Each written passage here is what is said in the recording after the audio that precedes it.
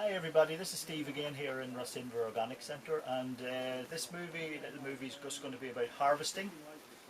So I'm going to show you how we harvest some of the salad crops, some of the scallions over here, the spring onions, some basil and also some tomatoes. Now the tomatoes aren't quite ready, but I'll just show you what's happening with the tomatoes at the minute. So we're just going to zoom in here now in a minute and I'll just show you how we pick the salads on a Thursday morning for the shops. Okay?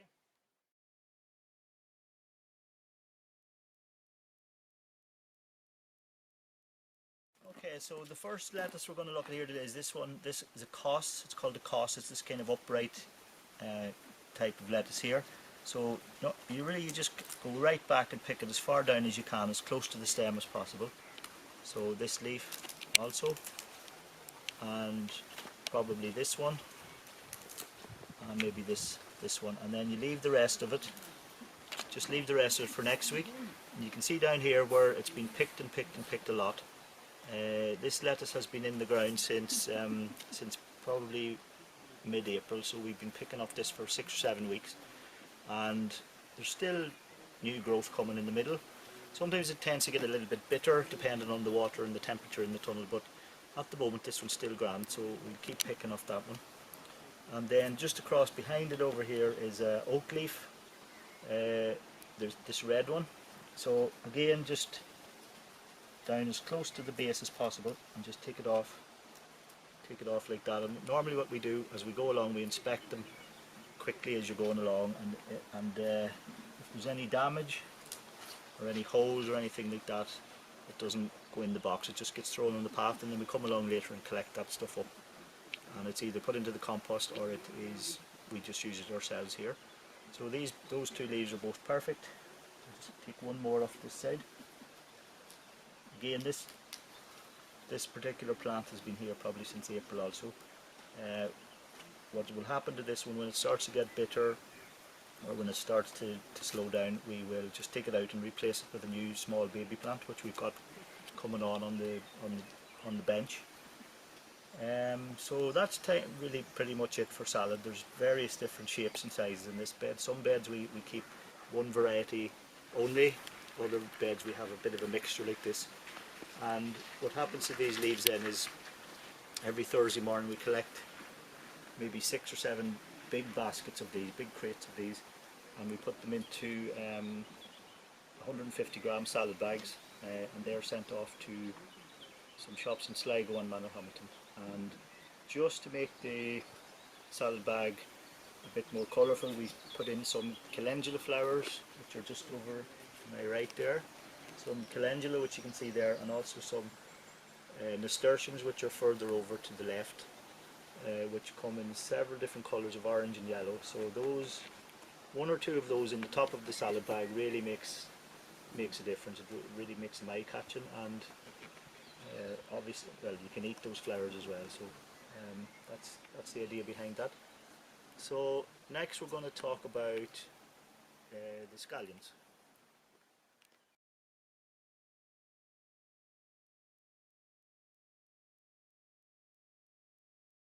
So here we have some spring onions, or scallions, or bunching onions.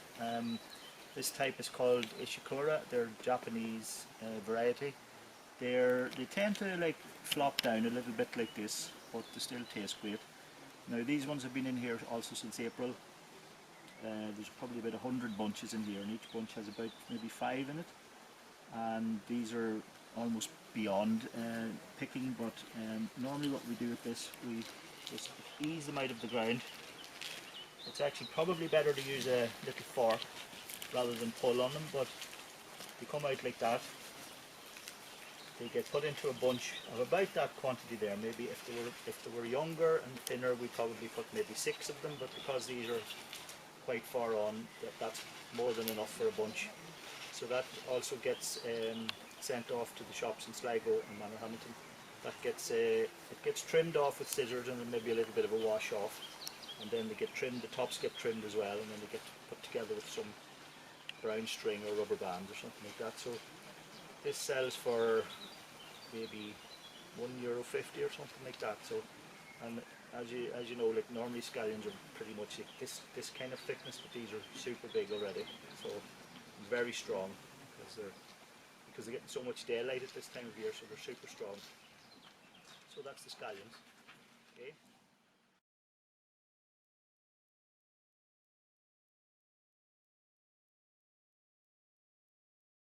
Okay, so next up here is the basil, and this basil has been in here for maybe 3-4 weeks. We grew it in little module trays first and then planted it in when it was a couple of centimetres tall.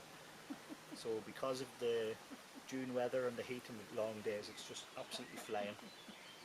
So we've picked this already today, so it's this sort of, that section got picked this morning. There's a few here didn't get picked, so I just wanted to show you. So this particular plant here, we'll say, so what you do is, it's completely different from the lettuce. You don't pick right back down to the stem. What you do here is, if I show you this part here, there's small leaves there and on that side, and if I just take out that part, so that's the part that's going into the bag for sale, and I could also take those two longer leaves, and then by next week this new growing point here will have these 4 leaves here will be just the same size as this one. So we sell this in 50-gram bags, so 50 grams is a good sort of handful like that, and that will probably cost about $2.50, maybe $2.50 in the shop. And of course this is the perfect thing to go with tomatoes. Just one of these in your mouth and a tomato in your mouth, and it's just like amazing. Or you can make pesto or whatever, or on your pizza. So that's the basil.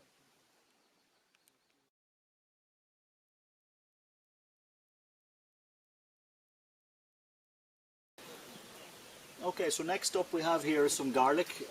Normally you wouldn't really be growing garlic indoors in a polytunnel because it goes perfectly well outside, so you're kind of wasting a bit of space really, but we just did this last year with our students as a bit of an experiment. So we reckon these were put in around about November, so they've been in there maybe 7 months. Normally garlic takes about 6 or 7 months. So you plant it in the autumn and you pick it in around about the longest day of the year, which is about now. So the sign that they're kind of ready to pick is that the foliage here starts to go brown, probably at least halfway down. So the other thing you can actually do is, especially when the soil's nice and dry like this, you can actually like scrape it back and have a little look.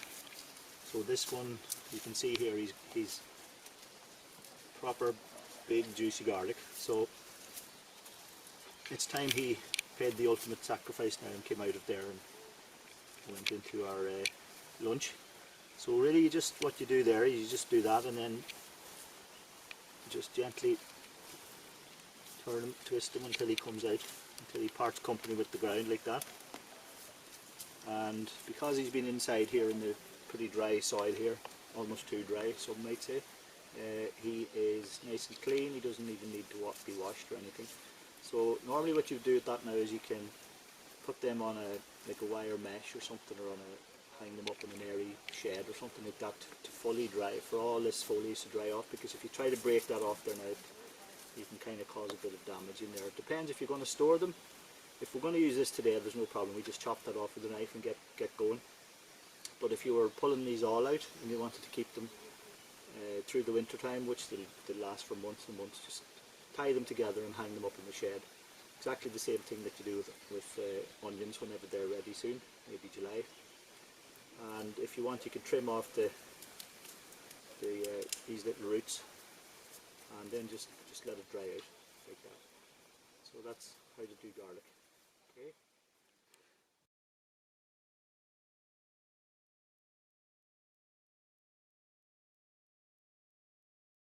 Okay, so just really to sum up about harvesting, the reason we did this little video is because, as you can see, every plant has a different method to harvest. The final couple I was just going to show you in this polytunnel is just here, over here. This is beetroot. Now this has just gone in maybe 2 or 3 days ago.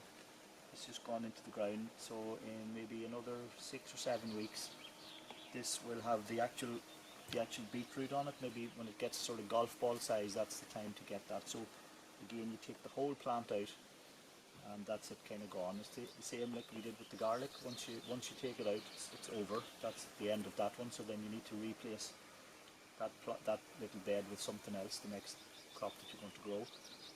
Over on this side of me here is this bad boy here. This is a pumpkin, and you can see the way we've been winding it up this string, because if we didn't do that, it would just take over the floor of the polytunnel.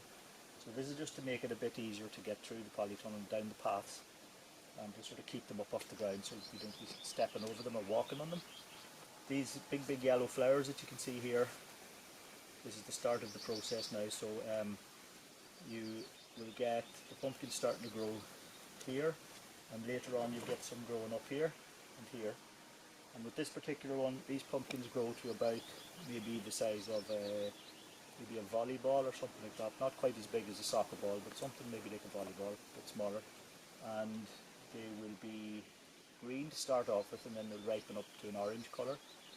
And whenever they're hanging here, you can imagine they're going to be maybe 2 kilos each or something like that. So what we tend to do later on when they grow is we tie some string up to some of the ceiling, and we make a little hammock for them out of some material or something like that, or some net, and make a little hammock for them, just to take the strain off the actual stem itself, because otherwise it would just collapse, everything would just collapse. So there's a bit of looking after with these. And with these ones, when it comes harvest time, you just pretty much get a sharp knife and cut what's ready. Cut the one that's ready, and then maybe next week or 2 weeks time you might have another one, or